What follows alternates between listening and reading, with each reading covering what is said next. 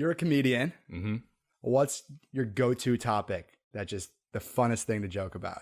I think anything that hits into a part of people that they feel a lot of tension in. I think jokes are a way. I think a good joke basically has the same format every time, regardless of what the topic is. And I think it's building to a point of tension and then kind of releasing that tension. And I think that's what makes us laugh and engage. And that's why laughter is such a spontaneous, whimsical, in the moment thing that you don't even feel like you can control. It's one of the most present moments you have in your life. Like when you're laughing, you can't think about your problems or what you're stressed about.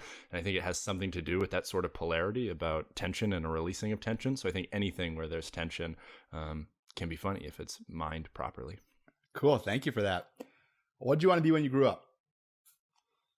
Oh, man. I think I always just wanted to create stuff. My only memories of being a kid really are filling up journals with stories and ideas or stuff that I was thinking about.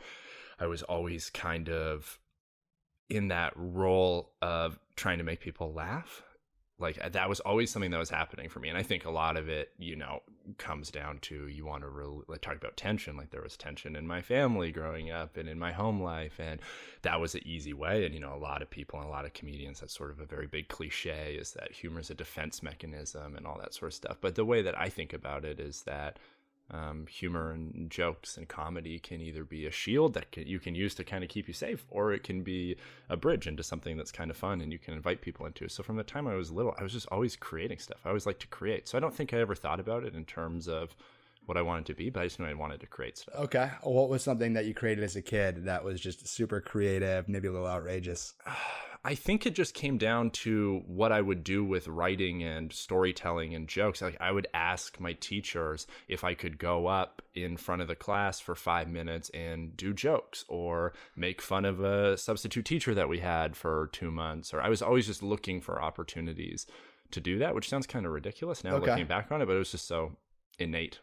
Something tells me that you were able to kind of get away with it too, because you're a nice guy. Yeah. Like you weren't like causing problems. No. I always knew how to approach it in that way. I think it's a little bit of a how I grew up too. I grew up on the west coast of Canada, Victoria, BC, on this little island, and it's very laid back. And you kind of learn right away how to engage with people in that sort of, just pleasant, calm way. And I always kind of had that from a kid where I was very innocent and whatever, but it was selfish at the same time. I wanted to fulfill this desire within myself. And that was also where I actually felt alive. And I think even from a really young kid, I was always in my own head a lot. And when I would make someone else laugh or I'd share something that I'd written with someone, it actually was the only time I felt like, oh, I understand this thing, life. Like you connect with other people, it feels good. And so that was kind of your way of doing that. Yeah, it was. And just creating stuff, like, writing stuff, writing little stories, writing short stories that were kind of funny and silly or whatever.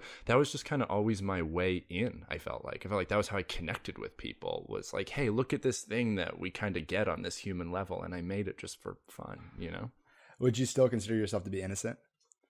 Oh, man, probably not in the same way, but I think I'm trying to cultivate that. I think that's a really good thing. That's something I actually think about a lot. I think that's a really good thing. Tell me more. I think it's great to look at life from a childlike perspective. I think that that's really good to have new eyes on something, to look at something and see it for the first time and really see it for the first time, not with the story you have about it or what it means to you or how that thing hurt you before or how you get all your significance from that thing. I think it's great to look at something with eyes that are childlike in a way, and that sort of innocent perspective of, oh, I don't know what this is, but it could be kind of playful and it could be kind of fun. I think that's where good ideas come from.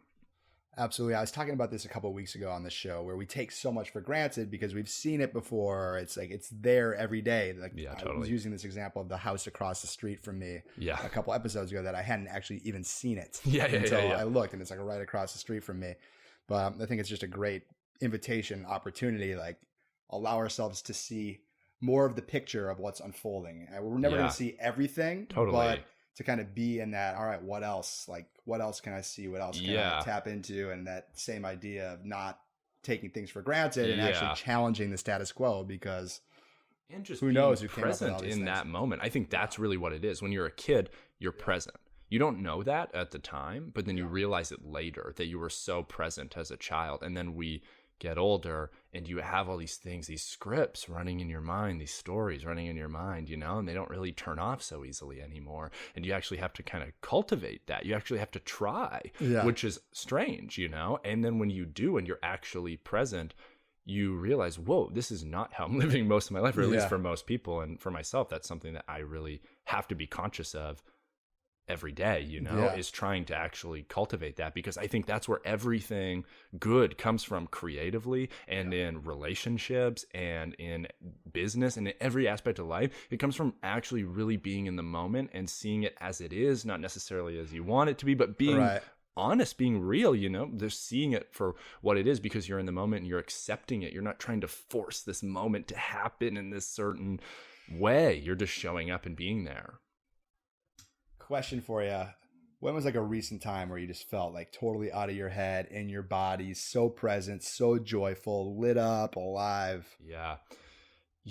There's always a window of that every day when I meditate. And I always feel as though when I'm meditating and and meditation's gotten, it's just become such a cliche and such a buzzword in so many ways. And I think it can mean to you whatever you want it to mean. For me, I just sit down for 5 to 10 minutes, focus on my breathing, very simple stuff. But there's always a moment where I feel like my brain is literally shifting gears and I can feel that calm state and that present state. And sometimes if I come out of that and I don't go and pick up my phone and I don't go and jump into my, digital world or whatever, and I just start to feel that presence again, feel that sensation of just being here, being alive, being in this moment, seeing it for what it is.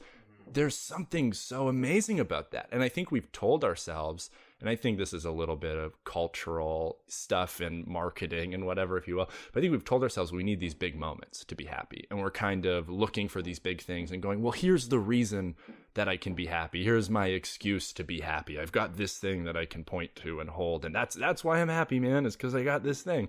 And I just don't think that that's real. I think that that's a trick that we play with ourselves, is that, when I get there, and we all just kind of know when you get there, you'll just be the same person you are right now. There might be cool things that you collect along the way. There might be some fruits of the labor. There might be some fun stuff. I'm not saying that's not true, but I think we can just all access that. And that's why I try and sort of hold myself accountable to, is that truth, because I think it's really easy to get out of alignment with that and then tell yourself that it's okay to be out of alignment with that because, oh man, I'm just really stressed, and just once I get through all this stuff, then I'll be able to just chill. And it's like, man, you can do that right now, and you know it, And so that's what I sort of try and think about. It's just like, why aren't you doing that? Yeah.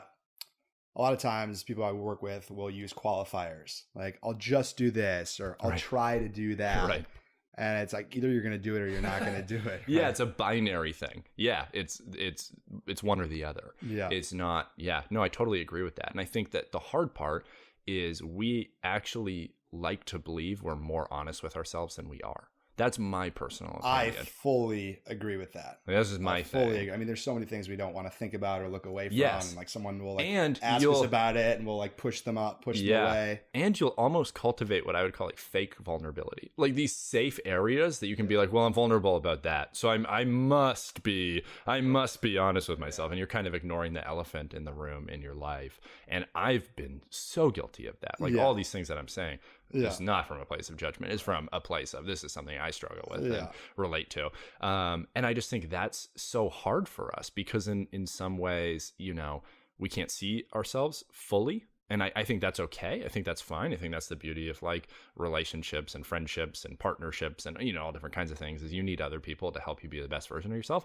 But I think we can all push ourselves more to our edge of, okay, where am I really at? Where am I really showing up? And how is this really going?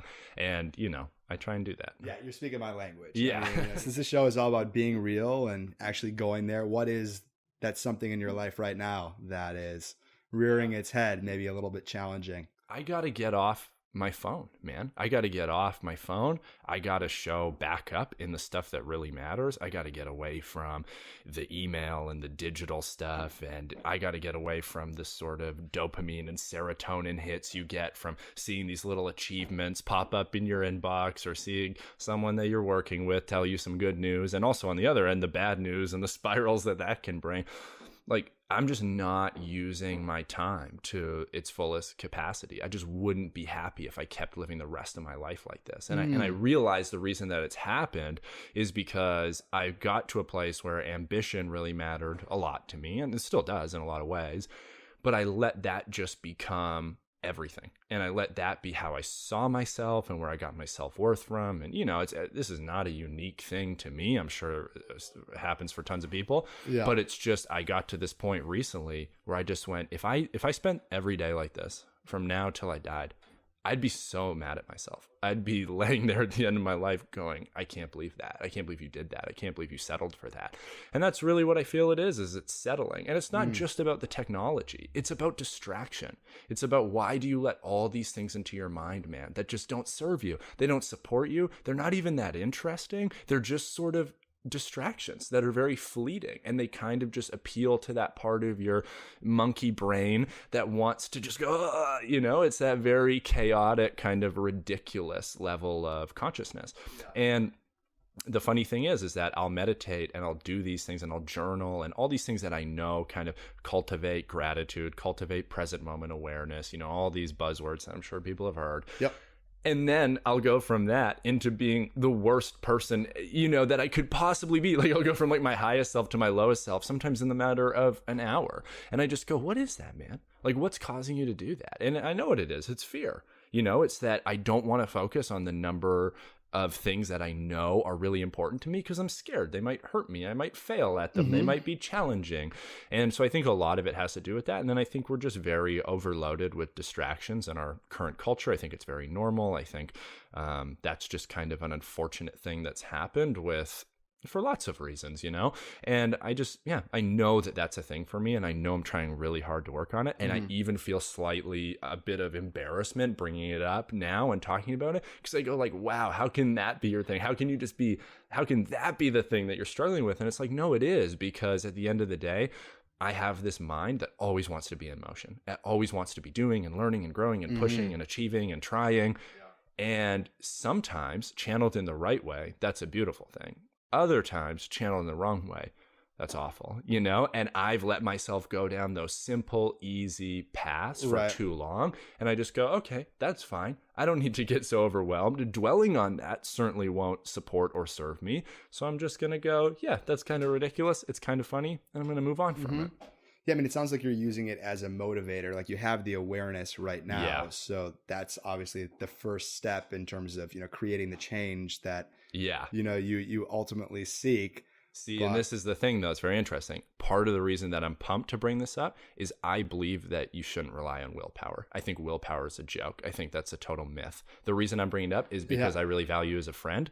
Now I know you'll hold me accountable to it. Now I've said it. Now I go, how am I bringing this up with Mark? And then I'm not even able to live honestly with it. Like, I brought it up to close friends. I brought it up in counseling sessions. Like, I push with accountability because I don't believe in willpower. Right. I believe in systems and accountability. I believe our brains are wired to fit the tribe. So if I've said to everyone in that sort of tribe, hey, this is something that I'm working on, now I'll actually change. If I just hold it in and go, I'm going to use willpower, man, I don't believe in that. And so that's just for me, Yeah, I think it's a great point. We definitely speak the same language. When I hear you say that you don't believe in willpower, you think that it's a little bit of a myth. To me, I don't look at those as mutually exclusive things. Neither. I'm not trying to draw huge but I agree. I mean, I launched the podcast by declaring it to everyone I knew. There you go. And I mean, I think even before I had locked down this TEDx talk, like, I already started talking about it. Exactly. And like, there was a chance it wasn't going to happen. Right? Exactly. And but it's super important. That's super important because it's like, it's declaring it, being it, and that just makes it happen, brings it to life. It does. And the thing that I really think about a lot is that if you're like the reason I say I don't believe in willpower, obviously with lots of stuff, of course I use willpower and believe in willpower. What I think is very challenging though, is if you don't have systems. And if you don't have systems for things to actually happen, if they're not actually scheduled, if you haven't actually fully committed to them, I don't believe in that. And so for myself, I know the times that I get my most creative work done. I know the times that I'm my best self in other areas. I've created systems and accountability always, 100% of the time, no exceptions. And my lowest self, it's when I have no systems and no accountability, and I'm not really being real or honest about where I'm at. So I just have kind of taken that data and gone, okay, really interesting. When I pre-schedule counseling appointments, guess what? I'm a better person. When I tell myself, oh, I'll call when I feel like it, I'll never call. It won't happen. I'll make excuses. I'll write emails to my counselor going, this is this crazy reason I can't come to the thing, because I'm not committed. Right. And when I commit, or when I tell someone, hey, I need to make this change, and, you know, keep in mind, I'm just telling people who I deeply respect and value and know will hold me accountable and all that. I'm not just walking around on the streets going, hey, man, you know, but at the end of the day, like, I believe in that because I think that all of us have a problem with commitment. And this is what I mean by we're less honest with ourselves than we like to believe, is we go, no, I'm working on that. Nope, that's my goal. Nope, this is something I'm really passionate about. And then you go, do your actions map that? Do your habits map that? And people will go, well, yes, I have. They'll sort of cherry pick the one good thing they do. And they'll go, of course, because I'm doing this. And it's like, right, but you're also doing all these other things that don't serve or support it at all. So I always think about that as just going, I need systems and accountability. And then that's just going to be the boundaries of the game so that now I can play and now I can have fun and, you know. Right. It's that coming back to center, like going back to the meditative place where you're grounded, you're in touch with, you know, what's a healthy mindset and what are the destructive patterns that are kind of maybe keeping you where you're at or keeping where you're stuck. I mean, I relate to all of these. One thing that I wanted to like just touch upon a little bit deeper as we were talking about, there's like you were using the example of your time and not spending the time exactly in sync with your biggest priorities or what you ultimately want to do most. Like we all have things like that in our lives. And, you know, sometimes it's really tough to lean into something. Maybe it's a creative idea. Maybe it's a business idea. Maybe it's a relationship when like, you know, you want it, but you don't even know where to start and it's crippling and you don't feel like you have the creativity. It's like, all right, what do you do then? Right. So I get that that's a very real thing. And to me, it's getting out of, you know, getting off the autopilot, taking a risk, doing something different that opens up, widens the perspective, the creativity, or just like drilling it down to like, all right, what's the first action step that I need to do in terms of the time management? Maybe making a list of ways to spend your time more effectively or rules guidelines that you'll be able to be held accountable towards.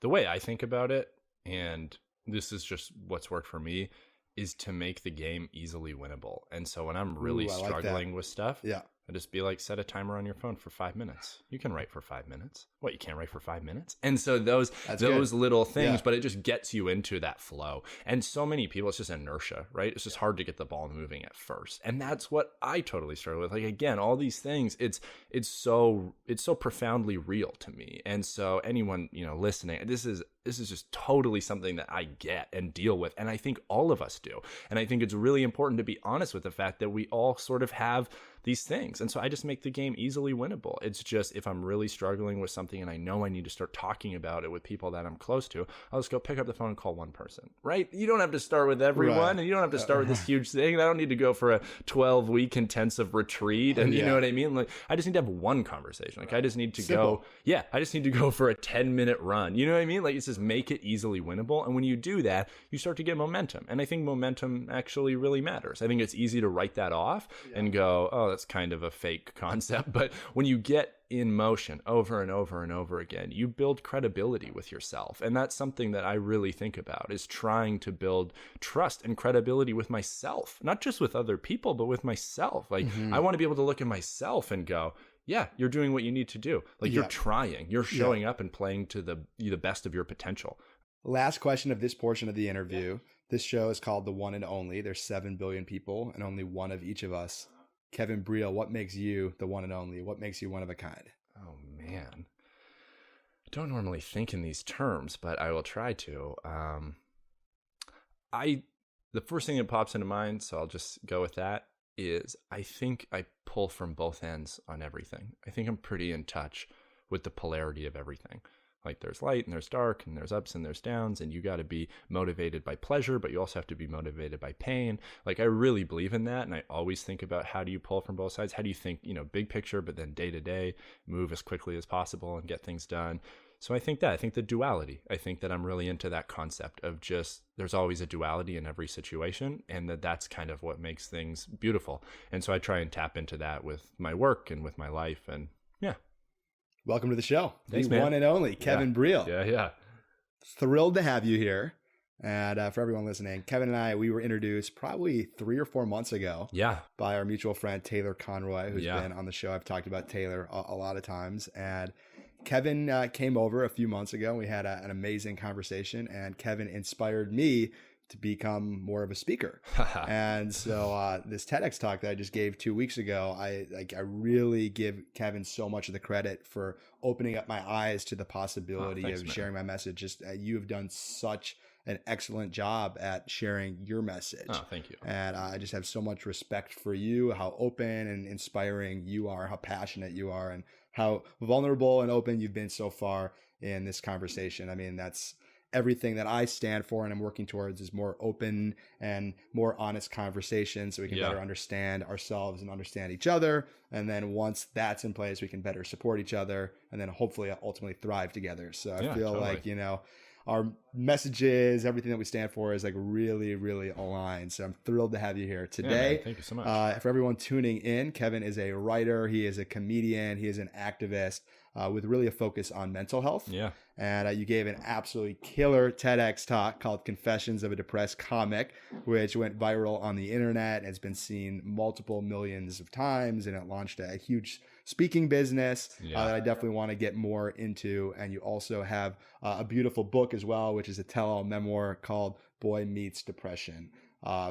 TED, I noticed, still shares out your talk and quotes from your talk, nice, which is so cool. And you've just gotten so much praise and love from all these publications. You've spoken at institutions just across the board, from government agencies to Fortune 500 companies. The list goes on and on and on. And just like 4 or 5 years ago, you were just like at home depressed. Yeah, and as a teenage kid too, which is crazy to think about. But yeah, man, it's a really interesting thing. Our conversation when we first got introduced through Taylor, and he told me what you were doing, and I thought it was super cool. And then I came over to hang with you, and we just had a conversation.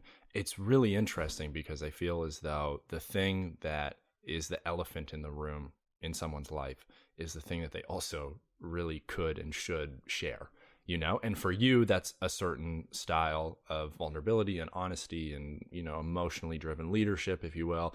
And for me at the time, it was really struggling, quietly and silently with mental health issues and with depression and with thoughts of suicide at one point. And, it would be so wild to think that one day you would end up actually talking about that in a public, place, and that people would connect to it, and it would lead to other opportunities and things like that. But I think that that's taught me such a interesting lesson, which is just, if you're wrestling with something, you're struggling with something, not only are there other people out there who connect with that and relate to that, but your best way through it is to try to understand it and to try and let it kind of be your teacher, not to push it away, not to try and run away from it, not to try and get bigger and stronger than it, but just to accept it and to try and learn from it. And I think that's really the path that my life has gone on over the last few years, is just trying to learn from these things versus how we're taught, which is push it away, don't look at it, pretend it's not there, focus on the things you're perfect at and great at. Yeah, exactly. And so I think that's really the most interesting part of all that to me. And then, meeting you and hearing about your work and what you're doing is the exact same thing. And I've met so many other people that the sort of foundation, the fundamental aspect of it is the same. It's like you start the work and you start going down that path because it's what you need. You sort of have a built-in audience of one, Yep. And then other people really connect to it. And you often find out it's a very human need and all that kind of stuff. But I think that that's what's most interesting to me, is that you actually will gain so much more by trying to make friends with it, not by trying to push it away, not by hiding from it. Sure. I totally can relate to that. And for me, it was being inauthentic. and not even realizing it in a way, but just feeling like this is the way that I was supposed to live my life or needed to live my life, and that other people had the answers for me, yada, yada, yada. I would just be a people pleaser and not speak my truth. So the idea of me embracing being a unique individual, and it feels even uncomfortable saying that, similar to totally. like the way what you kind of how you teed up that the one and only answer question before. It's like it's a weird thing to kind of own that, but it's completely like liberated me and changed my life by like actually checking in and be like, what actually really is real for me. Exactly. And then just starting to practice that and to build confidence and momentum from it. And I feel as though the reason we don't do that, I mean, there's lots of reasons, sure, and everyone probably would say different things, but the thing that pops into my mind is that we're kind of taught that our insecurities are like fixed, and that, you know, the things that you're bad at, the things that you're scared of, the things that you're nervous about, like just build strong pathways away from that and focus on all these other things. It's like, we're malleable. We're human beings. We can change and adapt. That's what we're actually best at. So the things that you're scared of or insecure about or make you uncomfortable or make you have sort of these moments of existential crisis, those are things that can change. Those are things you can learn from. That is not who you are. People love to say, you know, well, that's just how I am. Well, what does that mean? You know, like really at the end of the day, like what does that mean? That's how you've chosen to be. That's the data you've put into your sort of human brain computer. And now you're spitting out these behaviors and beliefs and stories about yourself. And you think that's who you are? Right. No, that's not who you are. That's just who you're choosing to be. That's just how you're choosing to show up, right? We can all change kind of in a moment. So it sounds like, you know, just 5 years ago, maybe you were not the same way at all. We're keeping secrets. We're feeling lonely, you know, by yourself. So this is like, you know, dramatic. Here you are sharing very vulnerably. Oh yeah, it's a 180. Was there like a first thing that you did to kind of get the ball rolling to create this 180? Because a lot of people like have no idea where to start. Or maybe they're, you know, feel vulnerable in certain elements of their life, but don't express it in a romantic relationship. Or yeah. You know, for me, I was lucky in a way. I mean, it sounds strange to say I was lucky about this, but I had a rock bottom moment in my life when I was a teenager, and I'd been struggling with depression. I had a pretty chaotic home life, and I went through a lot of pain and trauma as a child. Yeah, you lost a friend at a young age? Yeah, lost my best friend when I was 13, and had a tricky home life, and had some family addiction type stuff going on, and, you know, stuff that a lot of people have dealt with, but it can be a challenging kind of time as a child, and you don't really have the skills or the mindset necessarily to deal with that. And so I was struggling with depression off and on, going through these wild ups and downs with it and wild sort of swings with it. And I got to this moment where I was suicidal and wrote a suicide note and really intended on not getting through that night. And that was a rock bottom moment for me, obviously. And in some ways, it sounds really weird to be like, I feel very fortunate and very lucky for that. But that was a clear signal to me in my life that something obviously had to change. There was obviously this weight on me that was pushing down on me and like was causing my decision making to go to such a dark place that I didn't want to exist within this world anymore. I mean, that's about as dark as it gets, one could argue. So I had that moment sort of just show up in my life, and I had to learn from it. It just was that, it was that challenging, and it was that overwhelming, and it was that obvious. And I think a lot of people, they never have maybe a moment that fully gets that dark, so they don't really feel the urgency to change. But for me, it was, oh my goodness, you know, this is wild. Like, I do want to be here. I do want to be alive. Like, this is not working. Whatever strategy I'm using, whatever I've got as a skill set or a mindset or a perspective or emotional home base, it's not working. So I need to figure something else out. And so that process started for me with going to counseling, and that became sort of the first step. But the real thing, the broader thing, like all those little things are just kind of tactics, if you will, like little things you can try and use and implement. But in the broad sense, it just got to a place where I had to go, whoever I am and whatever I'm struggling with and whatever I think I want to do or that I'm scared of or that I want to create, like whatever my desires and goals and dreams kind of are and my insecurities, all I have to do is be really honest about them, be really clear and open with them within myself, and then think about how I'm going to actually interact with them.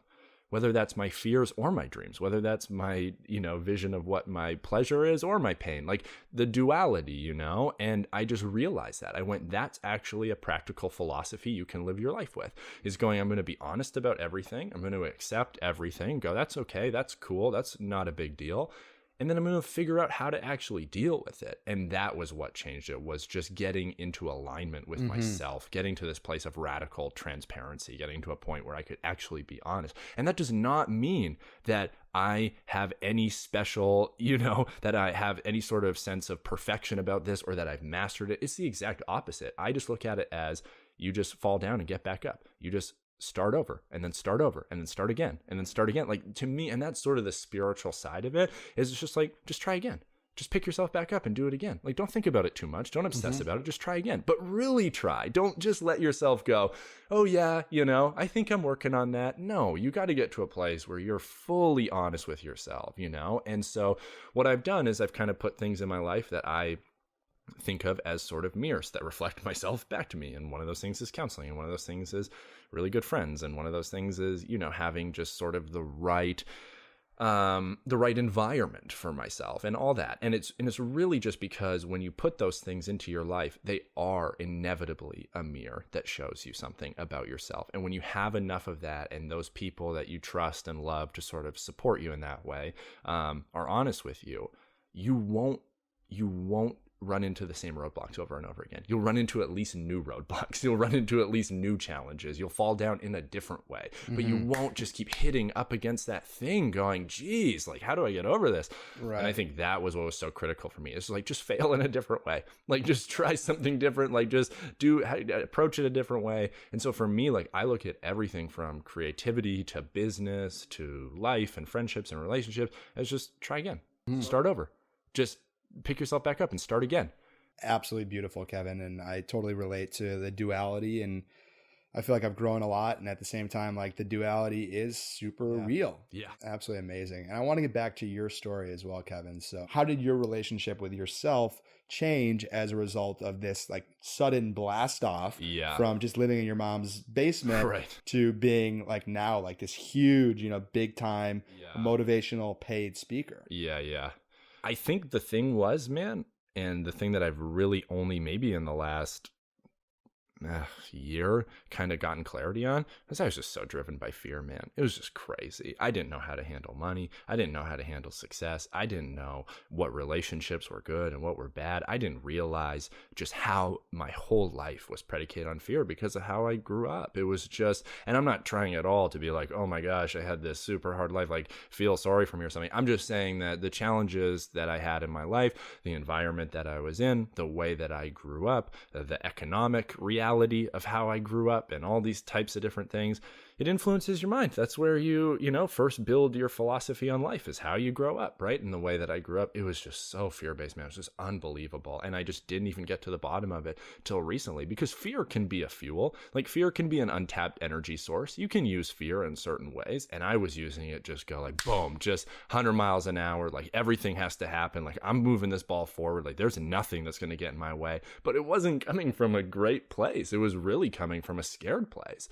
And I kind of had to get honest with myself about that and realize that. And I just didn't know how to handle it, man. I really didn't know how to handle it. And a lot of people who might have been near me at that time or seen me at that time probably wouldn't say that, because part of the thing that I've always been good at, with, like, going back to being young and struggling with depression or losing my best friend, is being able to wear that mask. You know what I mean? Put on that social mask and being able to make things seem like they're better than they are. And I think we're all good at that to varying levels, but I had that skill down. And so that, to me, it was not a challenge to keep people feeling like, oh, this guy's got it under control. And, and I didn't at all. I was scared. I was just scared out of my mind, man. And it sounds ridiculous. It's like, what's to be scared of? Like, you're getting success and opportunities and all these kinds of things. And, it's just, I didn't have the skill set, man. I didn't have the foundation. I didn't know what to do when people walk up to you in the middle of the street and just start talking to you because they've seen your work. I mean, I didn't know just how to, like, pay my bills and buy stuff and build a business. Like, I just didn't know, man. I didn't have the skill set at all. And I was trying to tell myself that I did. And I was just super overcompensating and super, all that kind of stuff. And I think that that's kind of what it taught me, was the reason that I was seeing success and I was able to keep sort of moving forward in the business world, if you will, was because I had a skill set that was actually kind of pure in a way and was just kind of childlike in a way. Like, I can tell stories. I'm pretty good at it. Like I can get up on a stage and I can make people laugh and I can make people feel something, and we're all good at something, and that's kind of my thing. And yet in every other aspect of my life, I was not in tune with that. It was the craziest irony. It was like when I'm on stage, I actually am so much like myself. Whereas for a lot of people, it's the opposite. Like I would get into this flow that felt really pure and really real to me. And then I'd get off stage and the whole thing was just so fear driven. It was kind of hilarious, and I didn't know how to deal with that. And it took me up until about last year to really realize, fear is driving this car. You think you've got the steering wheel, but you really don't. So just the realization of that. And then 2, feeling like, okay, here's how I can interact with that. Here's how I can change that. And more importantly, like, here's how I'm going to get actual sort of clarity in my life. And I really just had to strip away so much stuff. And I think that that's something people don't talk about. There's so much kind of success driven stuff out there now with digital, whatever. Yeah. And people love to sort of talk about the story of, I was here and it was bad for a bit, and then it was just this straight ride up, man, and people love that, but I don't believe it necessarily all the time. And I think that for myself, it was really hard, man, to learn how to put the foundation in place that this could be sustainable, that this could be okay. I mean, I used to go on the road for 70 days straight by myself. Like, these are just things that are not healthy. They're just not okay, and I would do it. I just didn't know any other way. I was scared out of my mind. I was just, okay, let's just go and let's just do this. And it's just frantic and not centered and not grounded. And so that was what I really struggled with. And yeah, I had to learn just what those things were to put into place. And now I'm at a point where I can say, like, I do know what some of those things are, and I do know how to do that. And I do have a healthier approach to the whole thing. But yeah, man, that kind of rocket ride, and it really was, that's really what it felt like, was just this wild thing. Because like you said, I was like really in my mom's basement. Like I really didn't have anything. Like I really didn't have $1 to put into a website or like I totally get that when people say like, this is my situation. I'm like, I get it. I know what that's like. And so then just to go from that to just like this abundance of opportunity and economics and affirmation and significance, man, it was a lot, and I didn't know how to deal with it. And so you had to kind of build those things on the go. And I think that anyone who's willing to take on that challenge, it's definitely going to hurt sometimes, but it's so worth it. That's how you become a stronger version of yourself. You're so inspiring. I got a 2-part question, then we're going to go into the true challenge here to close out the show.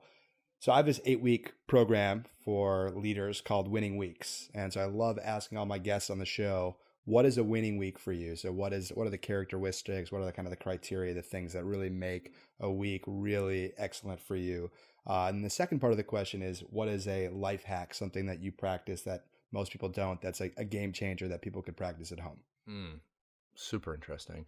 A winning week for me would probably just be when most of my time is spent either creating or in really good conversations. That's when I have the best time, man. When I'm like creating and working and then talking to people I really respect and admire and having fun with the conversations and pushing myself kind of to the edge of wherever I'm at in those conversations, I feel so good and I feel so alive and I can just have so much energy. And that's one thing I really fluctuate in is my energy levels. Sometimes I just have the most energy when I'm creating and having great conversations. And if I get in a rut with that sort of stuff, I can just be the worst version of myself. So probably a winning week looks like that, spending all my time kind of creating and then just having amazing conversations with friends and people I really love and care about. A life hack, I really dislike that term in general, but I know exactly what you mean of like something that's, like something that's kind of an unseen little strategy. I think there's a couple, some of them are so specific that I use. One of them is, and this really only applies if you ever get into situations where you like really procrastinate on something, which I do all the time. Like all the time. It's super bad. One of the things that'll give me crazy prolonged anxiety was like I'll have like a missed call from someone who I know I need to call back and I haven't called them back and it gets all into my head or whatever, or a business thing or any number of things like that. And what I'll do is I'll get to a point where it's finally like just eating up so many energy units in your mind. You're like, I have to do something about this. And I will literally put my phone like on a desk or on a table, and I'll be like, you're going to do push-ups until you can't do push-ups anymore, until your arms just will not get you up for one more rep at all. You will fall on the floor. That's when you know you're done. Not when you're sort of tired or like, oh, it's getting tense now, but when you actually go to a total failure. And the second that you fall down on the floor and you can't do one more, you're going to stand right up and you're going to make that call. And I'm not kidding, man. That has helped me. That has served me. That has got me through some hard times. It was something I learned from my counselor, actually. He told me to do it. I used to get anxiety on flights real bad. And not because I was scared of flying or anything, but it would make me feel so lonely. I'd be like, I am so alone in this world. I'm on a metal tube, 30,000 feet in the air. Nobody knows where I am. Nobody really knows where I'm going. Like, this is so weird. And I'd get this really crazy anxiety. And he would just say to me, go to the back of the plane and just do push-ups so you can't do push-ups anymure. And I'd say, what? You can't just start doing push-ups on an airplane? He'd be like, if anyone asks you what you're doing, just say you're trying to stay fit. People will respect that. And I would do that. And it's been unbelievable. It sounds so silly. It sounds so ridiculous in so many ways. But it just gets you to a point where you get over that sort of inertia and you just act because your body is so physically exhausted. You get some blood flowing and you just get to a point where you're like, okay, I'm doing it. And so I use that for all types of things. If I can't get started writing, if I need to make a phone call, if I'm procrastinating on doing something, I just do that and it works. Thank you so much, Kevin. That's great. I love how specific it is, and it makes so much sense because I think that oftentimes we make things out to be way scarier than they actually are, like picking up the phone and calling someone. So if you can kind of transform, relationship with fear right before you do it, like it's usually not that big of a deal. So yeah, and you just really cool. Sometimes you're just in such a weak state and you don't even know it, and then when you do a bunch of push-ups and you feel the energy come back, you're like, whoa, this is what it's like to be alive. Sure, so like being in a power pose, you're more likely and capable of doing something powerful. Seriously. So Kevin, it is time for the truth challenge. Okay, so I've got 5 questions that I've come up with specifically for you, just as I've been listening to you share here today, and you're gonna have 30 seconds to answer each, and it's your job to answer them honestly and authentically. Cool. You accept the challenge? I accept the challenge. All right. The true challenge with the one and only Kevin Breel. Question number 1 for you, Kevin. This goes back to your "Are you being real?" question about are you being real with where you're at right now. So my question for you is, are you being real with where you're at right now? And if not, where do you want to be? Yeah, I'm pretty close, but could be better. And it goes back to what we talked about earlier with my time thing. It's not about time management. It's not even about productivity. It's just about getting into the deep work, the flow, the fun, that feeling when you're really creating or just in a really good conversation with someone. I need to push myself every single day to cultivate that. So I'm pretty close. I can't fully say yes, but I know at least the rough playground I need to improve in. So I'm going to work on that. Question number 2.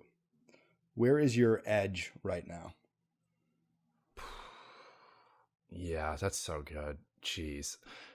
My edge right now is I am afraid of higher levels of failure. I know how to be successful at certain things, and I know how to repeat that, and I know how to do that over and over again, and I'm scared to push outside of that. And that's where my edge is, because there's so much positive reinforcement to not push past that. Question number 3. This is our giving confession question.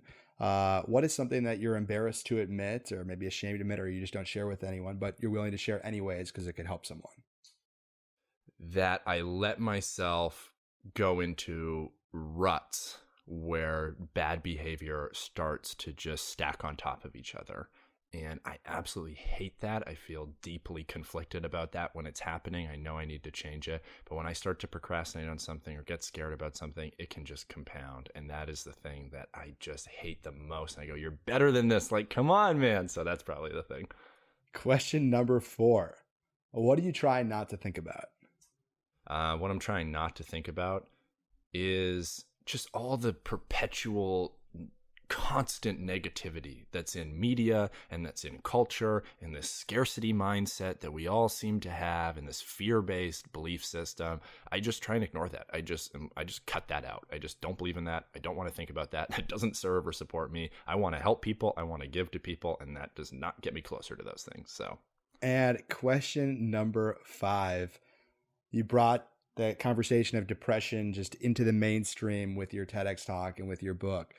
Where do you see the conversation about depression going in the future? Where are we going to be 10 years from now? Yeah, great question.